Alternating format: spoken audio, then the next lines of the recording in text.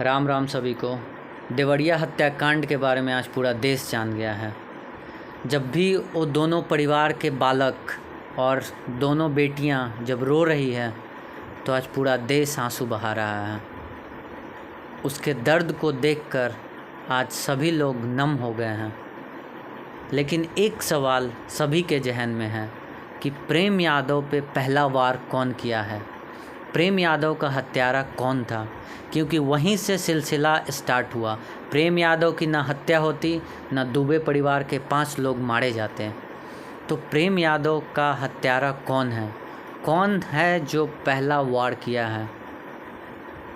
क्या दुबे परिवार का बड़ा लड़का देवेश ही है जो प्रेम यादव का हत्यारा है? ये मैं नहीं कह रहा हूँ। आप प्रेम यादव की बड़ी बेटी या छोटी बेटी का बयान देखोगे, जब भी वो मीडिया कर्मी से बात कर रही है, जब भी किसी नेता से बात कर रही है, जब भी किसी बाकी लोग से बात करे, चाहे पुलिसकर्मी हो या बाकी लोग हो, जब भी किसी से बात कर रही है वो एक आरोप ज़रूर लगा रही है और पूरे ज़ोर से अपने आवाज़ को उठाने की बात कह रही है कि मेरा पिताजी का, मेरे पापा जी का हत्यारा दुबे परिवार का बड़ा लड़का देवेश ही है। उसने ही हमारे पापा की हत्या की है और उसके बाद वो फरार हो गया था। और यही नहीं, इसके साथ साथ वो प्रूफ भी दे रही है कि जैसा कि देवेश बोल रहा है कि मैं पूजा कराने किसी और गांव में गया था, तो प्रेम यादव की बेटी का आरोप है कि इस महीने में ना कोई पूजा पाठ होता है, ना शादी ब्याह होता है। तो फिर देवेश किस घर में पूजा कराने गया था और किसके घर में इस मंथ में पूजा कराया जाता है, ये सवाल उठा रही है। तो क्या देवेशी हैं जो प्रेम यादव की हत्या करके किसी और गांव में फरार हो जाता है और आश्वस्त हो जाता है कि हमारे परिवार वालों को कुछ नहीं होगा?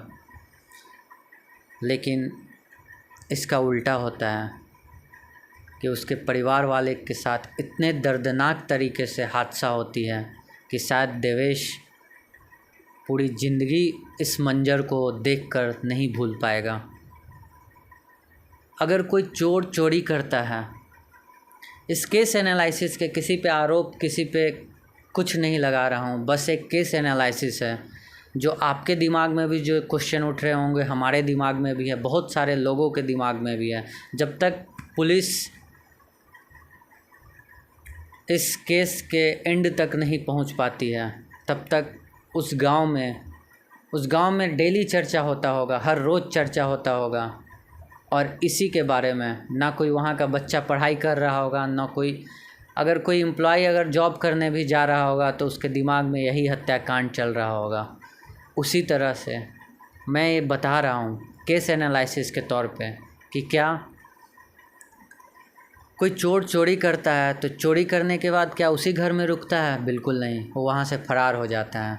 दूसरी बात कि अगर कोई किसी का मर्डर करेगा, मर्डर करने के बाद क्या आप नहीं उस वहीं पे रुका रहेगा? बिल्कुल नहीं, वहाँ से भागने की कोशिश करेगा। तो क्या देवेश उस हत्याकांड का फर्स्ट स्टेप, जो पहला सीढ़ी अगर बोल दें कि पहला सीढ़ी, पहला वार वहीं से हुआ था? क्या प्रेम यादव की जो बड़ी बेटी और छोटी बेटी जो आरोप लगा रही है उसकी बातों में क्या सच्चाई है? लेकिन एक दूसरा पहलू भी, जो वहाँ के, मैं भी गांव वालों से बात किया, देवरिया के लोगों से, बहुत लोगों से मेरी बात हुई। एक पक्ष ऐसा भी बता रहा है, एक लोगों का समूह ऐसा बता रहा है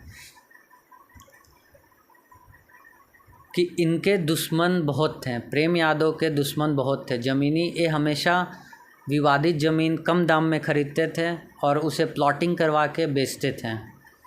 तो दूसरा पक्ष का कहना है कि इनके दुश्मन बहुत सारे थे, तो कोई और तीसरा इस कांड को अंजाम दिया है और प्रेम यादव की हत्या करने के बाद दुबे परिवार को आश्वस्त किया कि आपको कुछ नहीं होगा, हम लोग हैं आपके साथ। और फिर वो वहाँ से फरार हो जाता है। कुछ लोगों का ये भी कहना है कि ये तीसरे पक्ष वाले प्रेम यादव की हत्या करते हैं, और कुछ लोग का ये भी कहना है कि दुबे परिवार का और प्रेम यादव का हत्या करने वाला एक ही इंसान है और एक ही दुश्मन है जो प्रेम यादव का दुश्मन था। बहुत सारे गांव वालों का लोगों का कहना, गांव वाले तो भोले भाले होते ही हैं, वो जैसा लोगों को सोचते हैं उसी अनुसार अपना बात को रखते हैं। इस केस एनालिसिस में बहुत सारे पक्ष और बहुत सारे बातें निकल कर आ जाएंगी जो हम सबको कहीं ना कहीं आश्चर्यचकित कर सकती हैं। लेकिन जो भी हुआ, इस देवरिया कांड से हम लोगों को सीख लेनी चाहिए कि कम से कम किसी का भी अगर ज़मीनी विवाद चल रहा है तो उसे प्रेम पूर्वक ही सॉर्ट आउट करने की कोशिश करें, वरना ज़िंदगी यहीं रह जाएगी। माफ़ कीजिएगा, हमारी प्रॉपर्टी यहीं रह जाएगी और ज़िंदगी चली जाएगी। हम उस प्रॉपर्टी को देखने के लिए और प्लॉटिंग कराने के लिए नहीं रुकेंगे जिसके लिए अभी विवाद चल रहा है। आगे की जानकारी हम ज़रूर देंगे। अगर आपको ये वीडियो अच्छा लग रहा है तो आपको बस एक छोटा सा काम हमारे लिए करना है, आप अपने छोटे भाई के लिए बस आपको सब्सक्राइब करना है और लाइक बटन करना है, क्योंकि उससे हमें मोटिवेशन मिलेगा आपके लिए एक वीडियो बनाने के लिए।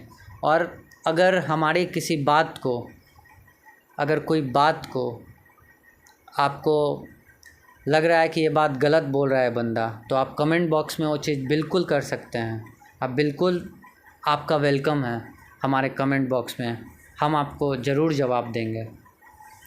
धन्यवाद। राम राम।